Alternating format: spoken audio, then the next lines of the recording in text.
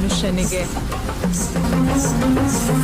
Cerita diawali dengan memperlihatkan seorang anak bernama Surya terlibat baku hantam dengan seorang pria dewasa yang membuatnya harus dimasukkan ke penjara atas aksi barusan. Bersamaan dengan itu, Pak Inspektur mendapat informasi mengenai seorang pria bernama Simon yang diduga adalah seorang penjahat kelas kakap. ಸರಿ ಬರ್ತೀನಿ ಅಂತ ಹೇಳು.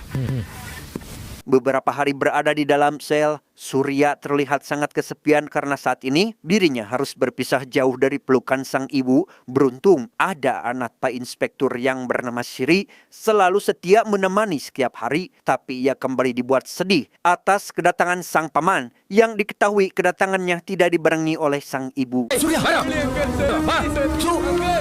15 tahun berlalu, kita akan diperkenalkan dengan seorang perwira polisi bernama Raj. Ia baru saja tiba di tempat kerja serta rumah dinas barunya bersama Aishwarya, sang istri yang saat ini tengah mengandung.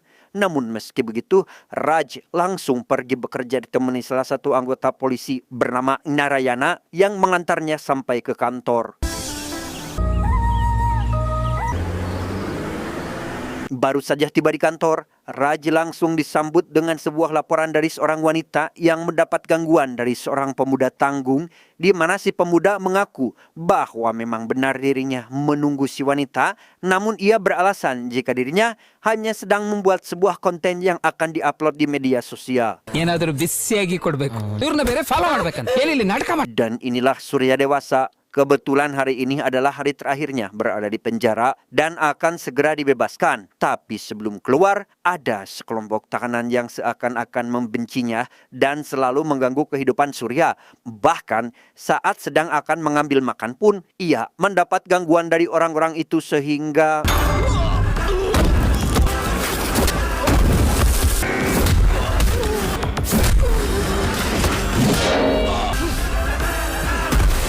Selesai dengan para tahanan, Surya sempat dimarahi oleh sipir karena telah membuat keributan, meski ia tetap dibebaskan dan bertekad untuk mencari keberadaan ibunya. Sekeluarnya dari penjara, Surya langsung pergi menemui sang paman untuk menanyakan keberadaan sang ibu serta ayahnya. Sempat terjadi ketegangan antara mereka berdua karena si paman tak memberitahukan keberadaan kedua orang tuanya. Dan sungguh Surya dibuat bersedih ketika baru mengetahui jika kedua orang tuanya tersebut ternyata sudah meninggal saat Surya masih berada di dalam penjara dan hanya menyisakan abunya saja. Setelah menabur abu mendiang kedua orang tuanya, Surya lekas mencari keberadaan orang yang diduga telah menghabisi mereka berdua karena diketahui jika orang yang dimaksud adalah seorang preman di wilayah tersebut. Di sisi lain, Raj yang sedang berada di rumah mendapat telepon dari anggotanya mengenai sebuah kasus yang harus ia tangani. Tak ingin membuat sang istri khawatir, Raj berjanji jika dirinya bisa menangani kasus ini secepat mungkin. Sir, ನಮ್ಮ ನಾಯಿಗೆ ಹೆಂಗ್ ಕರ್ಸೋದ? Beralih ke Surya, ia yang masih mencari keberadaan orang yang telah menghabisi kedua orang tuanya. Meski hasilnya tetap nihil, sempat merasa sedih karena tak kunjung menemukan keberadaan si pelaku. Ia melihat perahu-perahu kertas dan seketika mengingat kenangan saat bersama dengan Siri. Hello, ಏನ್ ಹಾಗ್ ನೋಡ್ತಾ ಇದ್ಯಾ? Setelah seharian menghabiskan waktu bersama, Surya lekas mengantar Siri pulang dan kedatangannya disambut baik oleh ayah Siri karena mengetahui jika Surya adalah pria baik-baik meski pernah mendekam di dalam sel penjara. Please ಬೇಡ ಬೇಡ ಬಾಯ್. Keesokan harinya, Narayana melihat seseorang mencurigakan yang membuatnya memutuskan untuk mengikuti orang tersebut dan mendapati ada 4 orang yang sedang mengangkut beberapa dus berisi barang haram. Sempat berusaha mencegah mereka melarikan diri, namun karena kunci motornya lebih dulu diambil oleh salah satu anggota sindikat, ia pun tak bisa melakukan pengejaran lebih lanjut. Beruntung, Raj datang dan langsung melakukan pengejaran meski hasilnya nihil dan tak bisa menemukan barang bukti sedikit pun. ಬನ್ನಿ ಸರ್. ತಪ್ಪಿಸ್ಕೊಂಡು ಬಿಟ್ಟ ಸರ್ ಬೇವರ್ಸಿ. Setelah mengantarkan Narayana, Raj lekas pulang karena kebetulan hari ini adalah jadwal Aishwarya untuk memeriksa kandungannya ke rumah sakit, di mana kondisi pertumbuhan bayinya dalam kondisi sehat asalkan Aishwarya tetap tenang dan tidak stres. Next month 7th or 8th plan ಮಾಡಬಹುದು. Sementara itu, Surya masih terus mencari keberadaan si pelaku dan menanyakan ke setiap warga yang ia jumpai, dan tepat di salah satu warung, ada seorang pemuda yang tiba-tiba menghampiri Surya setelah melihat poster yang bergambar si pelaku, di mana si pemuda langsung menelpon pria misterius untuk memberikan informasi mengenai ada seorang pemuda yang sedang mencarinya. ಯಾರೋ ಒಬ್ಬ ನಿನ್ ಫೋಟೋ ಹಿಡ್ಕೊಂಡು ಹುಡುಕ್ತಾ Saat Surya sedang menemui Siri di sebuah kafe, ia seketika terdiam tatkala melihat Aishwarya berada di hadapannya. Entah apa yang Surya pikirkan, tapi yang pasti pandangannya terlepas dari Aishwarya dan seakan merasa sedih ketika melihat wanita tersebut. Singkat cerita, malam pun poek. Tepat ketika Surya mengantarkan Siri pulang, mereka rupanya dibuntuti oleh seseorang yang langsung memberikan informasi kepada si pria misterius. Dan ternyata pria misterius itu adalah Simon, sosok yang di awal film tadi sempat terlibat baku hantam dengan Surya kecil. Baru saja Surya pergi, Siri menyadari jika sang ayah belum pulang dan dia diikuti oleh sosok misterius yang terus mengejarnya. Sempat berusaha menelpon Surya, tapi panggilannya tak sedikit pun dihiraukan karena Surya sedang memperhatikan sosok Aishwarya dari kejauhan, yang membuat Siri harus ditangkap oleh si pria misterius dan dibawa ke markas Simon. Karena sebelumnya Siri lebih dulu memberitahu Surya jika dirinya telah diculik, Surya pun dengan cepat pergi menuju tempat Siri berada. Entah dari mana datangnya nyali Surya, ia berniat akan menyelamatkan Siri meski harus bertarung melawan Simon dan anak buahnya.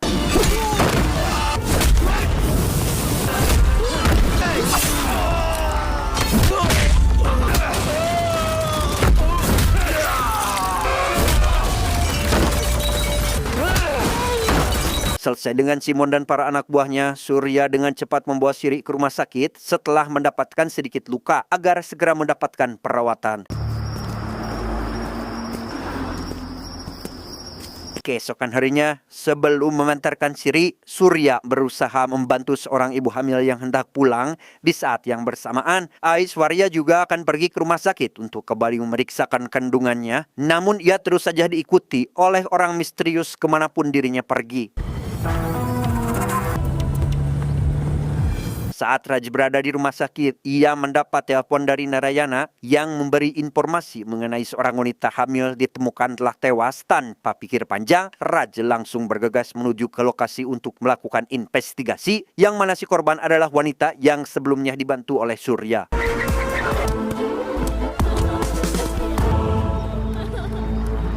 Di sana Narayana menjelaskan jika si korban baru saja pulang dari rumah sakit setelah memeriksakan kandungannya. Demi mendapatkan informasi lebih lanjut, Raj meminta Narayana agar segera mendapatkan data korban. ಮಾಡ್ತೇನೆ sir.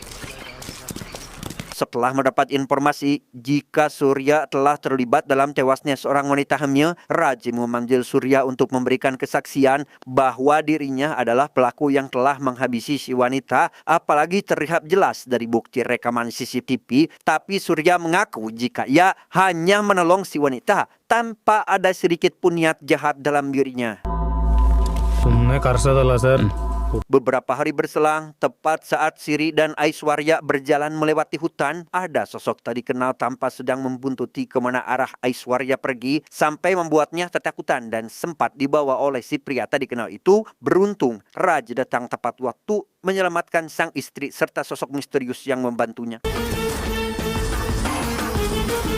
Saat Surya sedang bersama Siri itulah ia mendengar pengakuan Siri pada saat dirinya ditangkap oleh Simon. Siri sempat membebaskan seorang pria bernama Raha. Namun meski begitu, Siri dibuat ketakutan ketika berhadapan dengan Raha sebelum akhirnya Surya membawanya ke rumah sakit. ನೀನ್ ತಪ್ಪು ಮಾಡಿದೆ ಸಿರಿ. ಅವನ ಬಗ್ಗೆ ನೀನು ಅವತ್ತೇ ಹೇಳ್ಬೇಕು. Demi mengetahui apa motif sebenarnya si pelaku menghabisi seorang wanita hamil, Raj beserta anggota polisi lainnya pergi menuju ke markas Simon. Di sana Narayana menjelaskan jika dulu Simon dan Raha adalah sahabat sejati yang saling tolong-menolong, bahkan dalam urusan bisnis mereka jalani bersama. Pada suatu hari, Raha mendapat kabar dari sang istri mengenai dirinya yang tengah hamil. Sontak itu membuatnya sangat bahagia karena akan segera memiliki momongan. ಅಂತ ಮಾತ್ರ ಒಂದು ಗೊತ್ತಾಗ್ತಾ ಇಲ್ಲ sir. Kembali ke masa kini, kita akan diperlihatkan kepada Raha yang sedang melakukan ritual dengan membakar sebuah boneka di tengah lingkaran yang entah apa maksudnya dan tujuan melakukan ritual tersebut.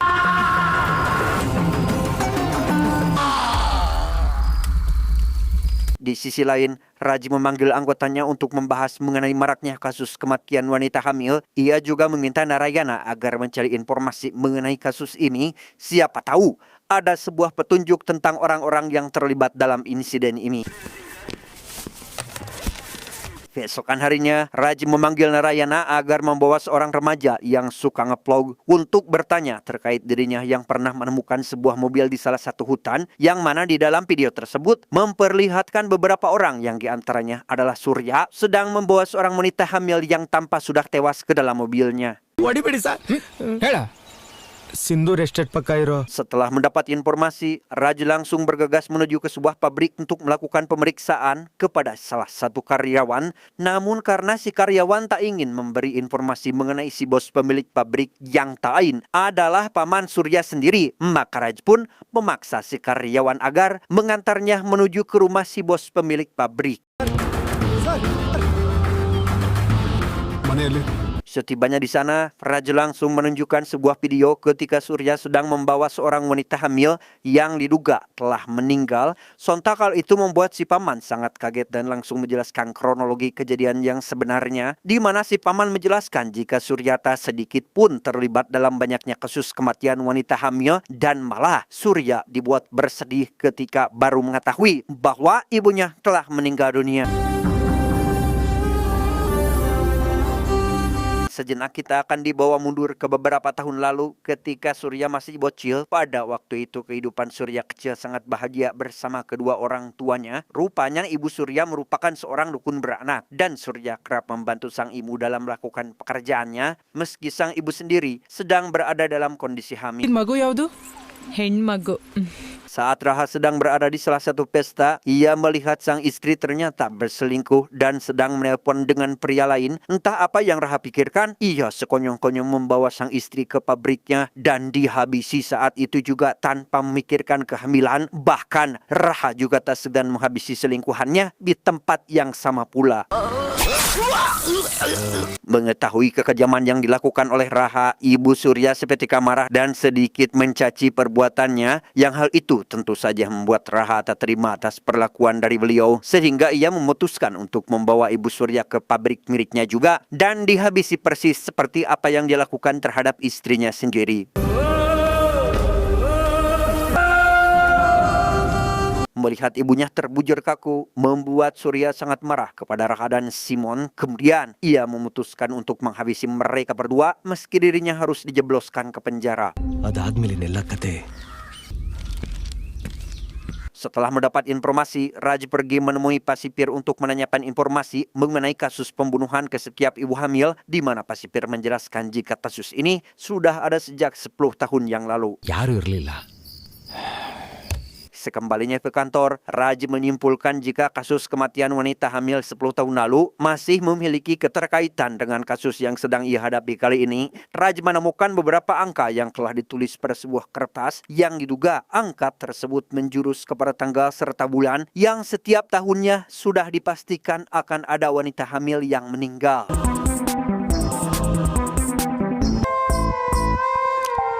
Dari informasi yang didapat, Raj menyimpulkan jika pada tanggal 7, 8, dan 9 Agustus akan ada lagi wanita hamil yang meninggal. Namun hal tak terduga terjadi ketika sang istri sudah dipastikan akan melahirkan buah hati pertamanya tepat pada tanggal tersebut. 7, 8, 9. Ketika Raj hendak akan menuju ke salah satu tempat, ia mendapat telepon dari sang istri yang memberi kabar bahwa dirinya akan segera melahirkan. Tanpa berpikir panjang, Raj langsung memutar mobilnya demi mengantarkan sang istri ke rumah sakit. Di tengah perjalanan, ada sebuah pohon tumbang yang menghalangi jalan, di mana Raj seketika turun dan langsung memindahkan batang pohon tersebut tanpa sadar jika Aishwarya sudah dibawa oleh orang tak dikenal.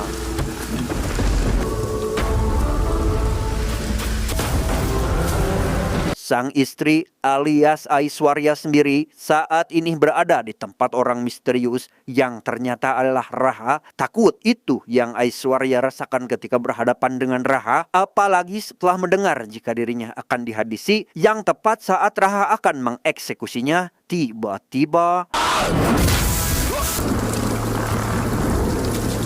ya, Surya pun datang dan berhasil menyelamatkan nyawa Aishwarya. Tak lupa, ia juga berusaha menghabisi Raha saat itu juga.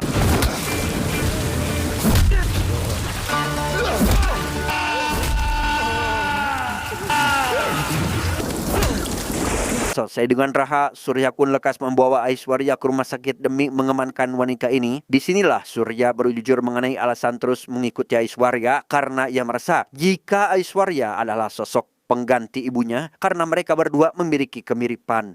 ಒಂದೇ ಒಂದ್ಸರಿ ನಿನ್ನಲ್ಲಿ ಅಮ್ಮನ್ ನೋಡ್ಬೋ. Setelah mengetahui kebenarannya, Aishwarya baru sadar jika Surya bukanlah orang jahat melainkan orang baik. Maka dari itu, ia bersedia berdandan demi menyerupai ibu Surya demi menyenangkan hati pemuda ini. Melihat Aishwarya sudah kontraksi, seketika membuat Surya bingung harus melakukan apa. Ia kembali teringat saat sang ibu membantu proses persalinan warga desa, sehingga Surya langsung mempraktekkan apa yang selalu dilakukan sewaktu sang ibu menjadi dukun beranak. Akhirnya, sang bayi pun lahir dengan selamat berkat bantuan dari Surya. Namun hal tak terduga terjadi ketika Raj tiba-tiba saja datang dan langsung menembak Surya tanpa bertanya lebih dahulu siapakah dia sebenarnya.